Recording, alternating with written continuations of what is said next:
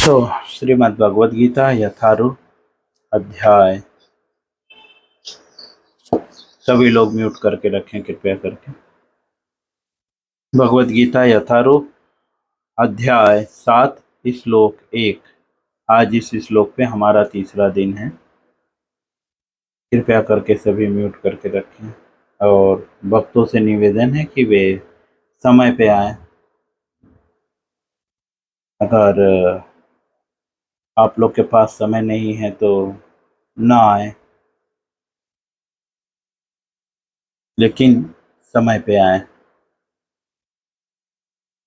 नए हैं तो अलग बात है, मैं समझ सकता हूँ नए लोगों को, क्योंकि उनकी हैबिट नहीं है, लेकिन जूने लोगों की हैबिट हो जानी चाहिए, है ना, और हैबिट डाल लेनी चाहिए।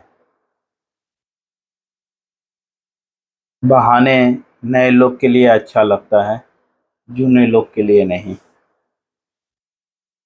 चलिए हम श्लोक पढ़ेंगे। 7वें अध्याय का पहला श्लोक।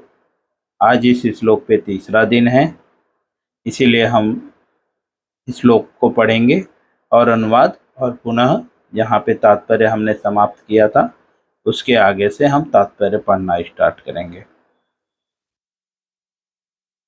मय्यासक्तमनाः पार्थ योगं युञ्जन्मदाश्रयः असंशयं समग्रं मां यथा ज्ञास्यसि तच्छृणु। श्रीभगवानुवाच मय्यासक्तः मनः पार्थ योगं युञ्जन्मदाश्रयः असंशयं समग्रं मां यथा ज्ञास्यसि तच्छृणु। पुनः एक बार। श्रीभगवानुवाच मय्यासक्तः मनः पार्थ योगं युञ्जन्मदाश्रयः असंशयं समग्रं मां यथा ज्ञास्यसि तच्छृणु।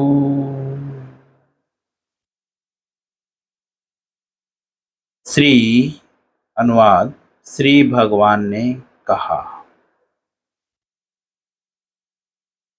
हे पृथा पुत्र, अब सुनो।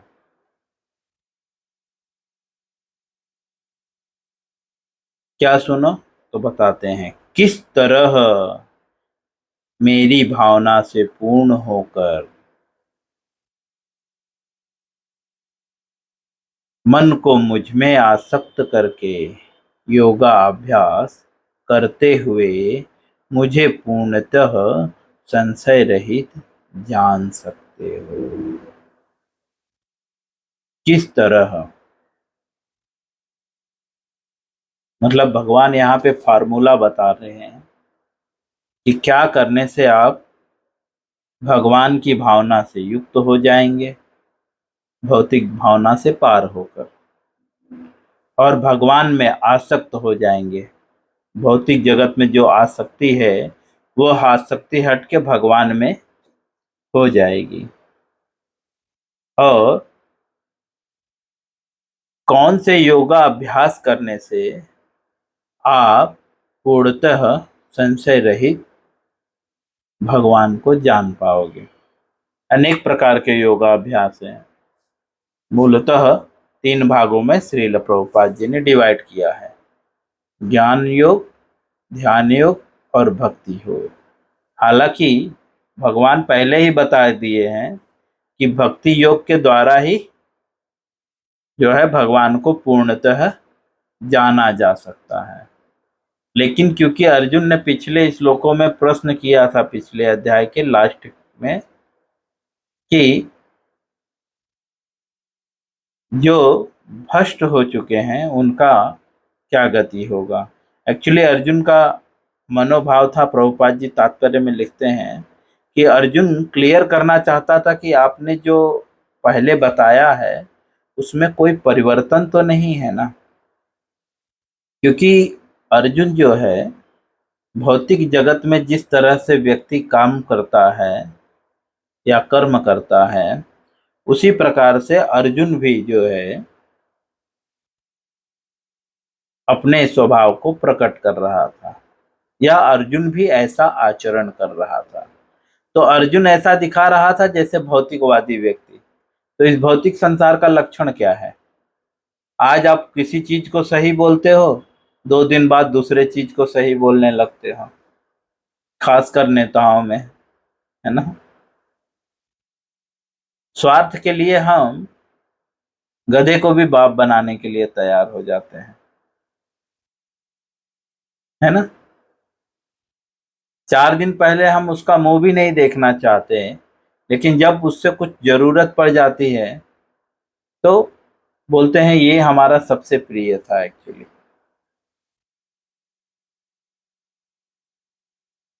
तो इसीलिए अर्जुन क्लियर करना चाहता था कि प्रभु आपके शब्दों में कोई परिवर्तन तो नहीं है ना। तो भगवान ने बताया नहीं नहीं, कोई परिवर्तन नहीं है, और क्लियर करते हुए भगवान ने बताया, और उसी चीज को और स्पष्टीकरण से बोल रहे हैं कि ठीक है, मैं तुम्हें अब वापस से बता रहा हूं, या सुनो अब। अगर तुम्हें याद नहीं है, तुम भूल गए हो, तो अब सुनो किस तरह से तुम मेरे भावना से युक्त हो सकते हो, मेरे परायण हो सकते हो, और आपका मन मुझ में आसक्त हो सकता है, और किस तरह से योगा अभ्यास करके आप संशय रहित, मतलब बेडाउट, नो डाउट, कोई डाउट नहीं रहेगा। संशय मतलब डाउट, और संशय रहित मतलब बेडाउट, कोई भी डाउट नहीं, आप भगवान को जान सकते हो। चलिए तात्पर्य में प्रवेश करेंगे। कल हम जहाँ पे तात्पर्य समाप्त किए थे उसके आगे से। श्रील प्रभुपाद जी तात्पर्य में लिखते हैं कि मन को कृष्ण में एकाग्र करने से ही मनुष्य परम सत्य को पूर्णतः जान सकता है। जब तक आप मन को कृष्ण में एकाग्र नहीं करोगे, एकाग्र मतलब एक ही अग्र, मतलब एक ही पे ध्यान होना चाहिए, किसी और पे ध्यान नहीं होना चाहिए। हमारा ध्यान भटकता रहता है। गणेश भगवान के पास गए तो गणेश भगवान को सब कुछ मान बैठे, प्रार्थना करते हैं प्रभु आप सब कुछ हैं। लक्ष्मी जी के पास गए तो वहां पे कहीं पे हमारा ध्यान स्थिर नहीं है, भटक रहा है। एक जगह पे स्थिर होने को एकाग्र कहते हैं। तो बोल प्रभुपाद जी लिखते हैं मन को जब तक एकाग्र, किसमें? कृष्ण पर एकाग्र जो है करने से ही मनुष्य परम सत्य को पूर्णतः जान सकता है, अन्यथा नहीं, अन्यथा नहीं जान सकते। जब तक आप कृष्ण को जो है, कृष्ण मतलब कृष्ण को सेंटर में रख के, एकाग्र मतलब सेंटर में रख के, या कृष्ण, सिर्फ कृष्ण पे ही स्थिर हो जाना है और कोई नहीं। बट इसका मतलब यहाँ पे ये नहीं बता रहे हैं कि बाकी लोगों को वैल्यू ही नहीं देना है।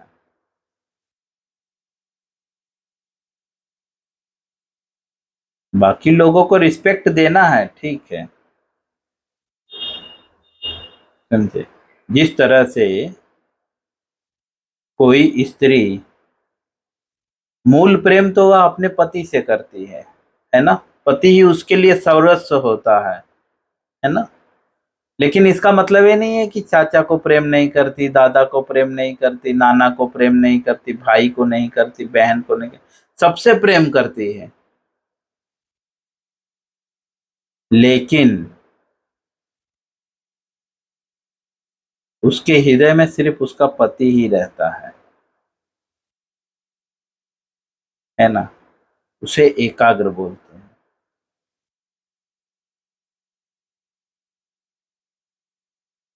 आजकल यह चीजें समझना बहुत ही डिफिकल्ट है, क्योंकि आजकल ना वैसी पत्नियां हैं, बहुत बहुत कम है। शायद 90 में से 90% ऐसे लोग नहीं हैं जिनका मन एक पति में एकाग्र हो,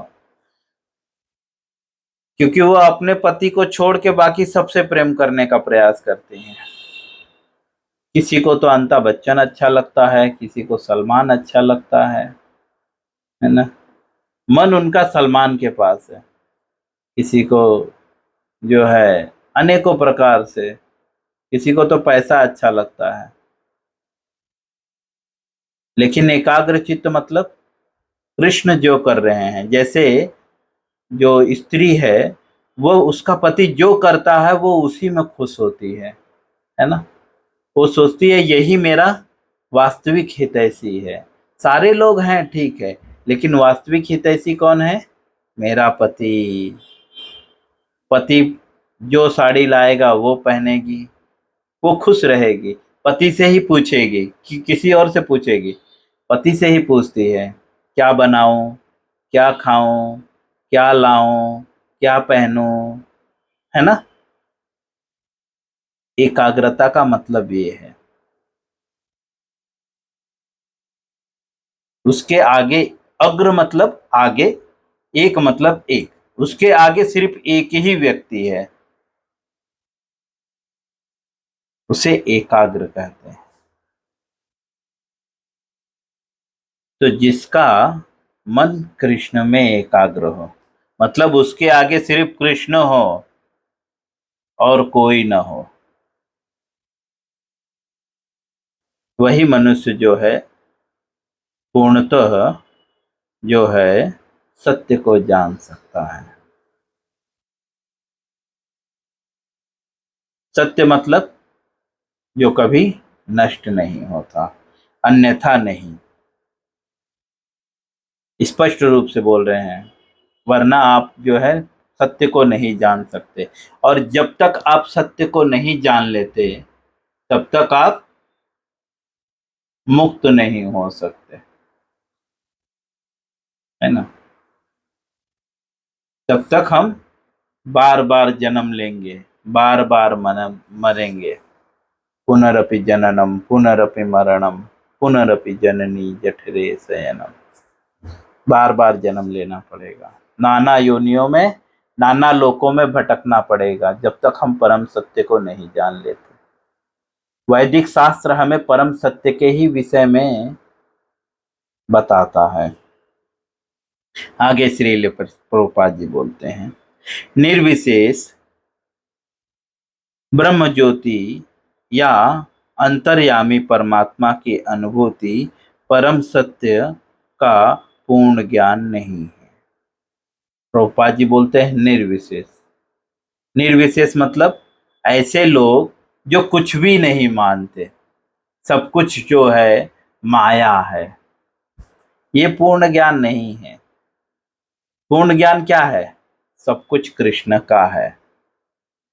ऐसा अभी हम बोल रहे हैं लेकिन मान नहीं रहे हैं, है ना।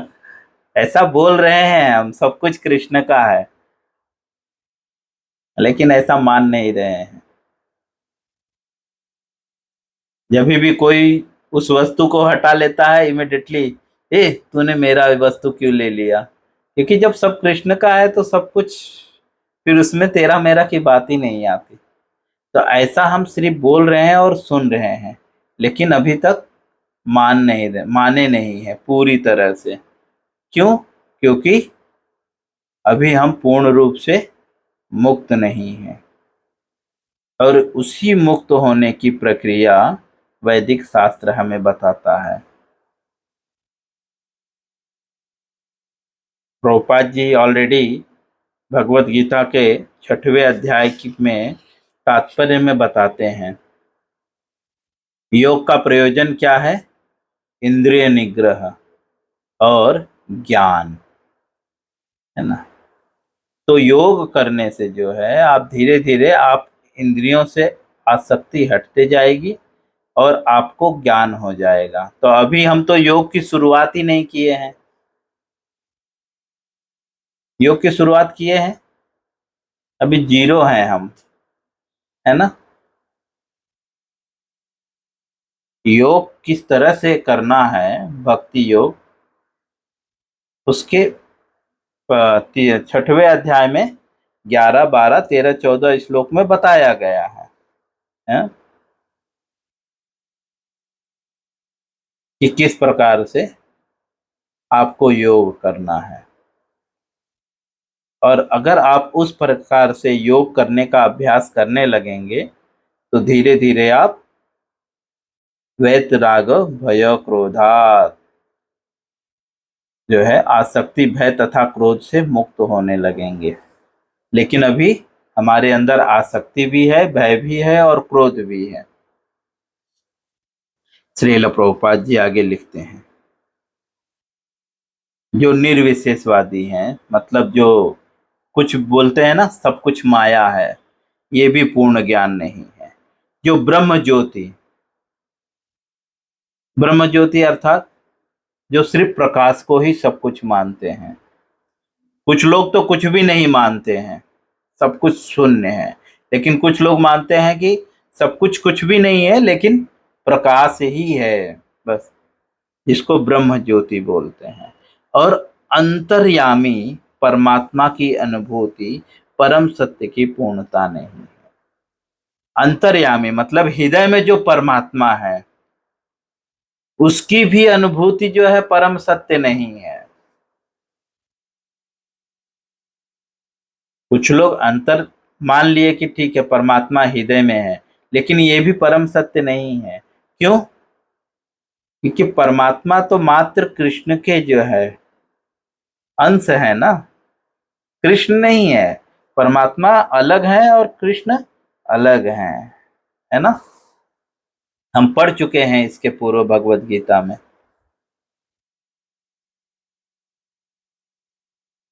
लेकिन जो कृष्ण भक्त होता है वह एक ही मानता है, सबको सबको कृष्णमय मानता है और सब कुछ कृष्ण का मानता है। समझे? सब में राम समाना रे भाई रे, सब में राम समाया हुआ है। उसको हिरण्यकश्यपु में भी भगवान दिखते हैं और खंभे में भी भगवान दिखते हैं। उसके लिए खंभे भी भगवान है और असुर के अंदर भी भगवान है, हर जगह भगवान है। लेकिन हमें दिखता है क्या असुर, असुर के अंदर भगवान? नहीं। तो ये पूर्ण सत्य नहीं है। पूर्ण सत्य क्या है? ईश्वर परम कृष्ण सच्चिदानंद विग्रह अनादिरादि गोविंद सर्व कारण कारण, ये पूर्ण सत्य है। और इनको पूरी तरह से जानना, कृष्ण को पूरी तरह से जानना, जन्म कर्म चमे दिव्यम, भगवान के जन्म और कर्म को जानना, ये वास्तव में पूर्ण सत्य है।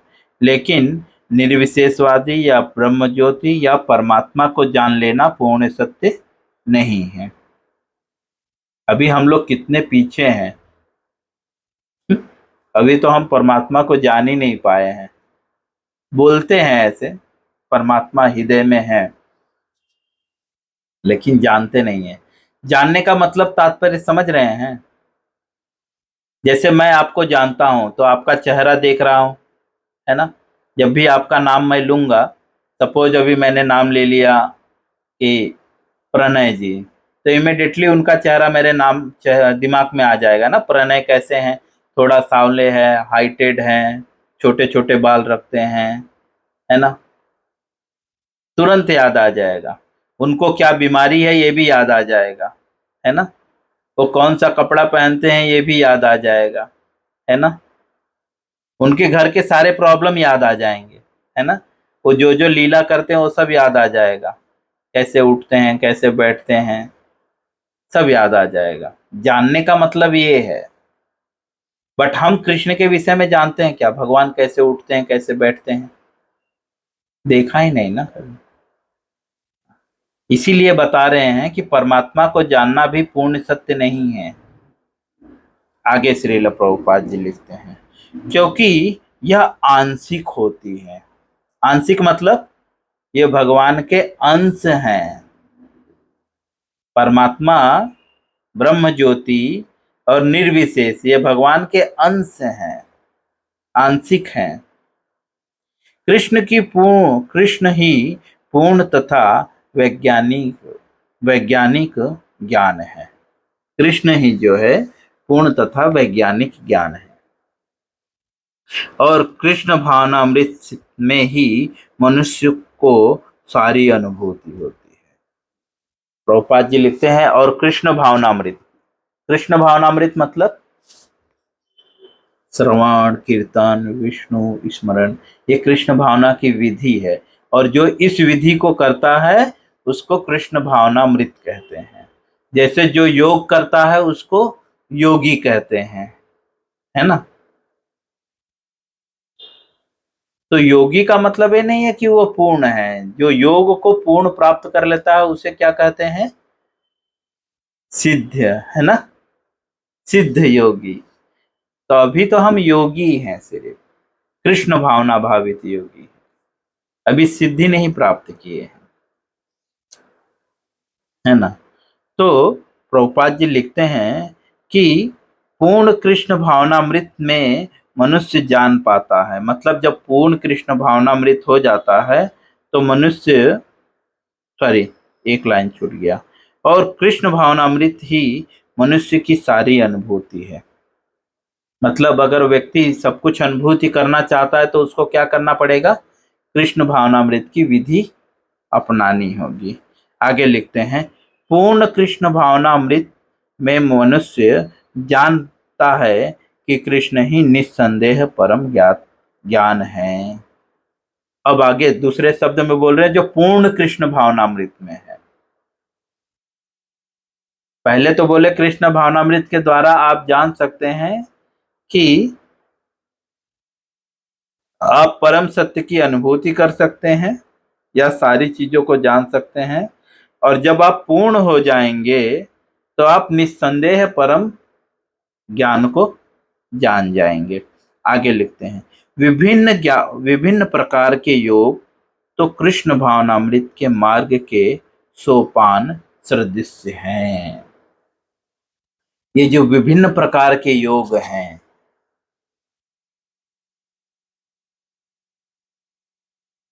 जिसको मूलतः 3 भागों में डिवाइड, भक्ति में भी कई प्रकार के योग हैं। कैसे उठना है, बैठना है, चलना है, ये सारे योग हैं। विधि, योग का मतलब विधि, वो प्रक्रिया जिसके द्वारा आप भगवान से युक्त हो सकते हैं, है ना।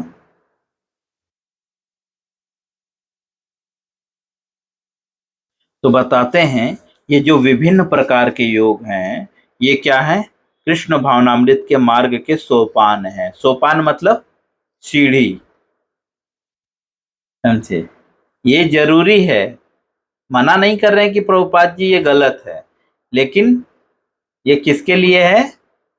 कृष्ण भावनामृत के लिए है, शरीर के स्वास्थ्य के लिए नहीं है। हम योगाभ्यास किसके लिए करते हैं? भोग के लिए। लेकिन ये भोग के लिए नहीं है, किसके लिए है? भोगों से मुक्त होने के लिए है। इसीलिए हम योग अभ्यास करते हैं, लेकिन हम जो है रिजल्ट नहीं मिलता। क्यों? क्योंकि हम उसका गलत उपयोग करते हैं, है ना।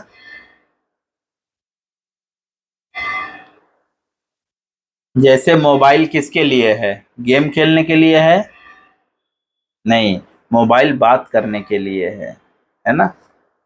गेम खेलने के लिए दूसरा गैजेट है, लेकिन आप अगर मोबाइल में गेम खेलेंगे सिर्फ, तो आदमी आपको क्या बोलेगा? पढ़ा लिखा व्यक्ति बोलेगा मूर्ख है ना। अगर आपको गेम ही खेलना था तो 1 लाख का मोबाइल क्यों लिया?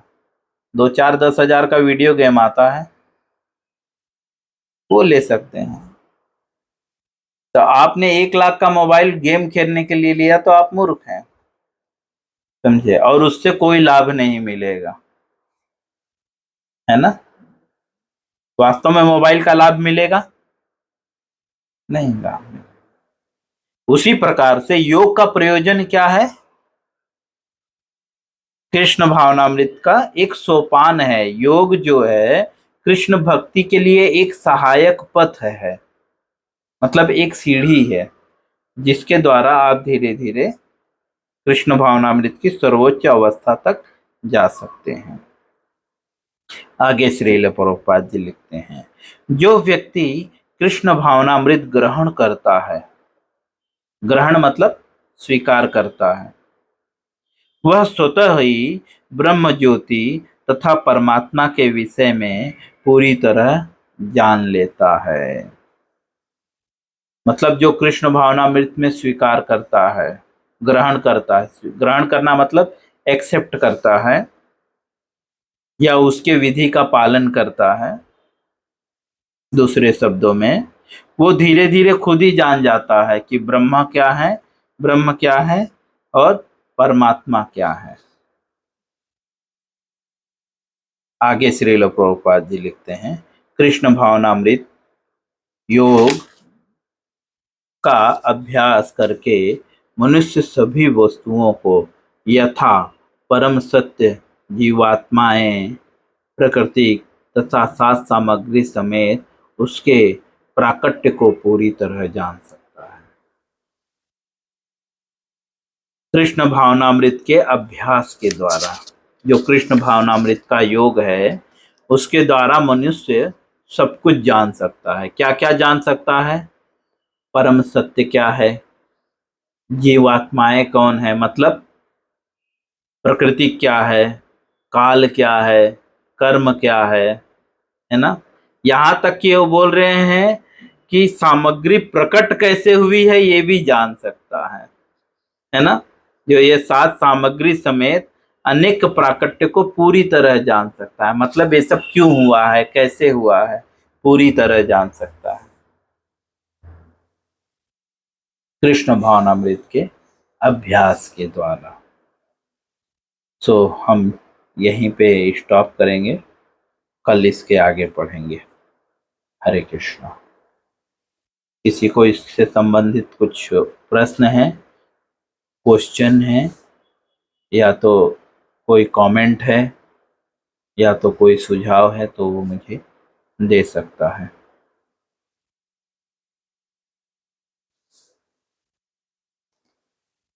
और सामने नहीं दे सकता तो मुझे कॉल करके भी बोल सकता है। हरे कृष्ण जी। प्रभु जी हरे कृष्ण। ज्ञानेश्वर महाराज के भाई का नाम भी सोपान था, तो उसका मतलब भी वही बनता है क्या, स्टेपिंग स्टोन, सोपान।